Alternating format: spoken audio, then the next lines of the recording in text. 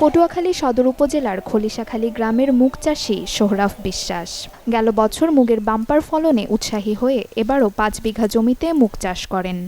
শুরুতে আবহাওয়া অনুকূলে থাকলেও মৌসুম জুড়ে অনিয়মিত বৃষ্টি, শুষ্ক মাটি আর নানা রোগবালাইয়ে ক্ষতিগ্রস্ত হয় ফসল।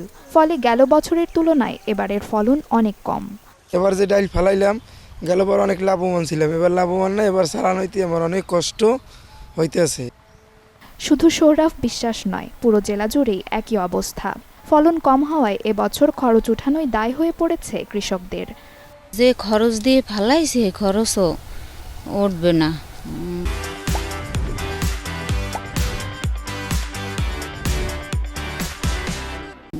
লাভ তো দূরের কথা। গতবারের চাইতে অনেক খারাপ ডাইল হয়েছে এবার। বৃষ্টির কারণে ডাইল হয় না, বৃষ্টিপাত নাই, তারপর ফলনও তেমন একটা হয় না। ওষুধ দিছি, ওষুধও ভালো কাজ করে না। কৃষকদের এই দুরবস্থার ব্যাপারে অবগত জেলা কৃষি কর্মকর্তাও। কৃষকদের সার্বিক সহযোগিতার আশ্বাস দিয়েছেন তিনি। তা আমরা কৃষকদেরকে উদ্বুদ্ধ করব, যারা কিছুটা ক্ষতির মধ্যেও পড়েছেন, তারা যাতে এই আউশের আবাদ করেন। আমরা আউশ উৎপাদন কলা কৌশল এবং আমাদের আউশের একটি প্রণোদনা চলমান আছে। ওই সমস্ত কৃষকদেরকে আমরা যতদূর সম্ভব আউশের এই প্রণোদনা কর্মসূচির আওতায় নিয়ে আসব।